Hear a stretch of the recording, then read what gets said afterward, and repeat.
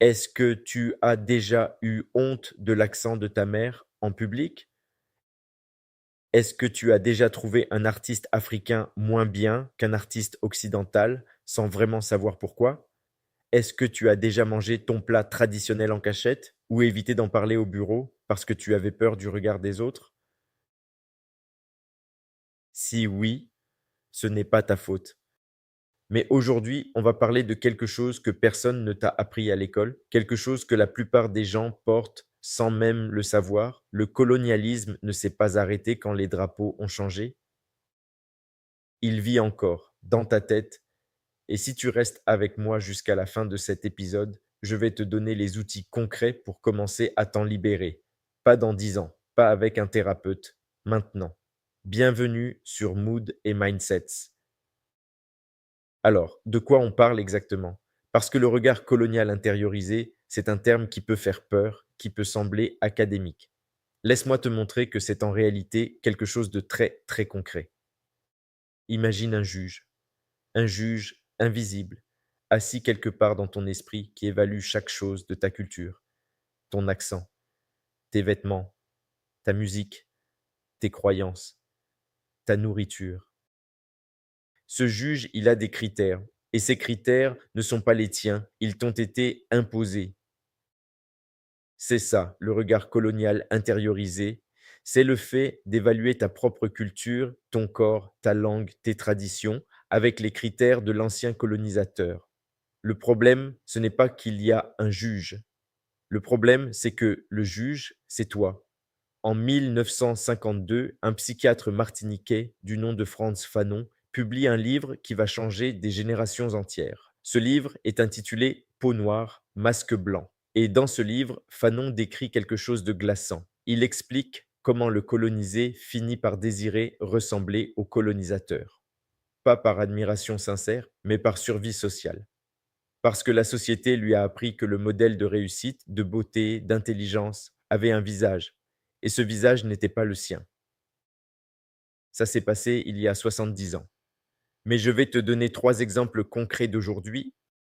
Premier symptôme, la préférence pour les standards esthétiques occidentaux, les cheveux lisses plutôt que crépus, la peau claire plutôt que foncée, les traits fins plutôt que larges.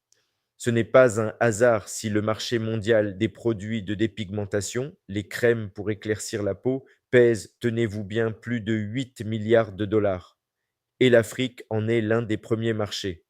8 milliards de dollars dépensés par des Africains pour effacer leur propre couleur de peau. Ça, c'est le regard colonial en chiffres. Deuxième symptôme, la méfiance envers les savoirs traditionnels. Quand ta grand-mère te propose une plante pour soigner ta fièvre, tu souris poliment et tu prends du Doliprane. Mais quand un laboratoire suisse commercialise cette même plante dans une gélule à 40 euros, tout le monde dit que c'est de la science. Même plante, deux regards différents. Troisième symptôme, c'est ce sentiment diffus, parfois inconscient, que les Blancs font mieux les choses, que leur façon d'organiser une entreprise est plus efficace, que leur façon d'éduquer les enfants est plus moderne, que leur façon d'aimer est plus raffinée.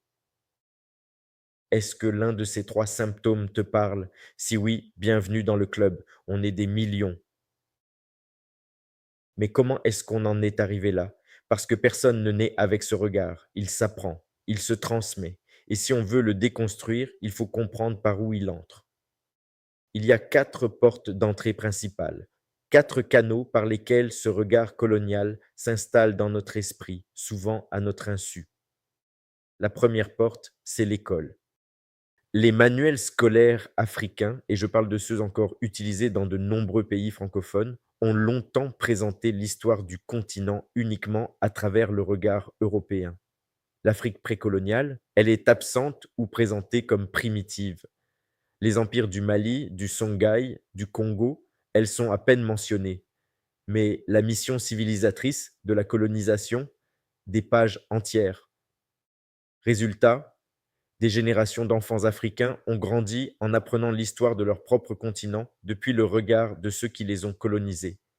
Imagine apprendre l'histoire de ta propre famille uniquement à travers les yeux de quelqu'un qui ne t'aime pas. La deuxième porte, c'est la culture populaire et les médias. Hollywood, les publicités, les poupées Barbie comme modèle de beauté universelle pour les petites filles africaines depuis des décennies. Des milliers d'heures de films, de séries, de clips musicaux qui montrent que le héros est blanc, l'expert est blanc, le riche est blanc, le romantique est blanc.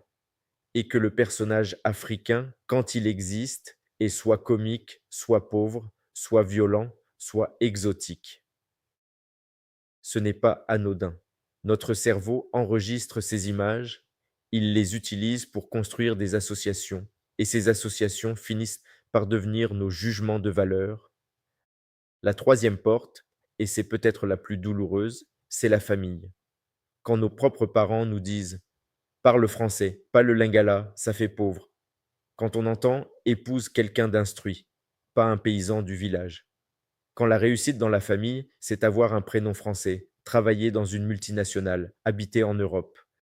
Ce ne sont pas des parents malveillants, ce sont des parents qui ont eux-mêmes intériorisé ce regard et qui le transmettent avec amour, sincèrement convaincus qu'ils préparent leurs enfants à un monde qui les jugera sur ces critères. Et souvent, ils ont raison sur le fait que ce monde juge. Mais ils ont tort de dire que la solution, c'est d'accepter d'être jugé selon ces critères-là. La quatrième porte aujourd'hui, c'est l'algorithme. Instagram, TikTok, YouTube, les algorithmes de ces plateformes valorisent certains corps, certains accents, certaines esthétiques, et rarement africaines, sauf sous forme d'exotisme ou de tendances éphémères.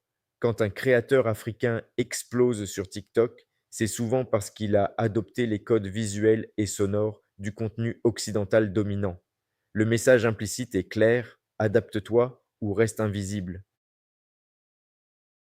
Voilà pour le diagnostic et les mécanismes. Maintenant, la vraie question, celle pour laquelle tu es là. Comment on sort de ça? Comment on commence concrètement à défaire ce regard? Je t'ai préparé 5 étapes et je te préviens, la première va te surprendre. Étape 1. Nommer. Tu ne peux pas déconstruire ce que tu n'as pas identifié. C'est aussi simple que ça. Alors, voici un exercice. Ce soir, prends une feuille de papier. Note 5 choses dans ta culture que tu trouves moins bien, moins moderne, moins efficaces que leur équivalent occidental. 5 choses dont tu aurais honte dans un contexte professionnel ou social mixte. Puis, pour chacune, pose-toi cette question simple. D'où vient ce jugement? Est-ce que je l'ai vérifié moi-même ou est-ce que je l'ai hérité? La plupart du temps, tu vas réaliser que tu n'as jamais vraiment choisi ce jugement. Il était déjà là quand tu as commencé à grandir. Étape 2, lire et relire l'histoire africaine depuis des sources africaines. Frantz Fanon, dont je t'ai parlé tout à l'heure, Cheikh Anta Diop, qui a démontré que les civilisations africaines, notamment l'Égypte ancienne, étaient des foyers de pensée scientifiques, mathématiques et philosophiques bien avant la Grèce. Achille Mbembe, philosophe camerounais, dont les travaux sur la nécropolitique ont révolutionné la pensée politique mondiale. Aminata Traoré, militante malienne qui démonte les mécanismes néocoloniaux de l'aide internationale. Chimamanda Ngozi Adichie, qui dit quelque chose que je veux que tu retiennes, à savoir que le problème avec les histoires à sens unique, ce n'est pas qu'elles sont fausses, c'est qu'elles sont incomplètes. L'antidote au regard colonial, c'est la multiplicité des récits. Nourris ton esprit de sources africaines, pas pour effacer les autres, pour rééquilibrer la balance. Étape 3, construire une fierté active, pas défensive. Attention, et c'est important, déconstruire le regard colonial, ça ne veut pas dire tomber dans le piège inverse. Ça ne veut pas dire décider que tout ce qui est africain est parfait et que tout ce qui est occidental est mauvais. Ce serait remplacer un regard aveugle par un autre regard aveugle. La fierté saine, c'est celle qui peut dire notre cuisine est extraordinaire et notre système de santé doit s'améliorer. Nos langues sont riches et certaines de nos pratiques méritent d'évoluer. Reconnaître les richesses et les dysfonctionnements sans honte et sans déni. Étape 4. Choisir activement ses influences. Ce que tu consommes quotidiennement reprogramme ton regard. C'est de la neurologie de base. Ton cerveau construit ses associations à partir de ce qu'il voit, entend et lit régulièrement. Alors, suis des créateurs africains sur les réseaux. Écoute de la musique du continent, pas juste l'afrobeat qui a été validé par les chars occidentaux, mais aussi le mbalax, le makossa, le bikoussi, le coupé décalé, le ndombolo, le mapuka, le gnawa.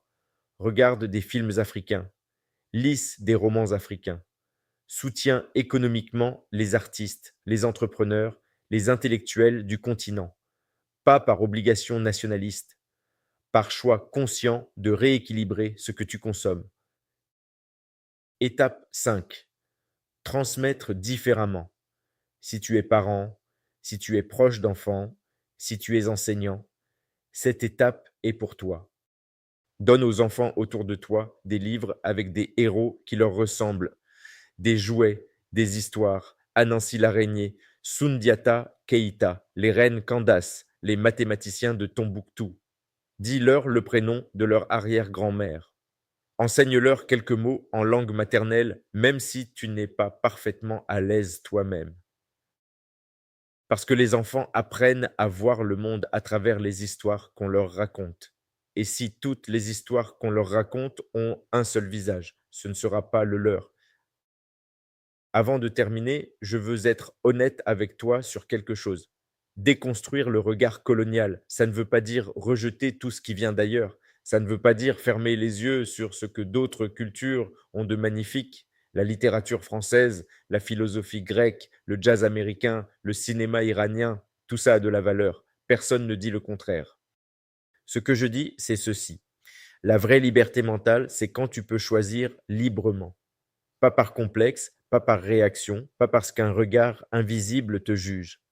La vraie liberté, c'est quand tu peux aimer du jazz et du coupé décalé, porter un costume et un boubou, lire Proust et Cheikh Hamidou Kane, sans jamais hiérarchiser l'un et l'autre, sans jamais avoir l'impression que l'un te rend supérieur et l'autre te rend inférieur. Ce n'est pas une question de rejet, c'est une question de souveraineté mentale, et ça commence par une décision, la décision de reprendre le contrôle du regard que tu portes sur toi-même. Dis-moi en commentaire, c'est quoi la chose dans ta culture que tu as mis du temps à vraiment assumer? Le plat que tu n'osais pas manger au bureau, la langue que tu cachais, la musique que tu n'écoutais qu'en privé? On est tous passés par là, et le premier pas vers la liberté, c'est d'en parler. Je suis Mood et Mindset, et je te dis à très vite.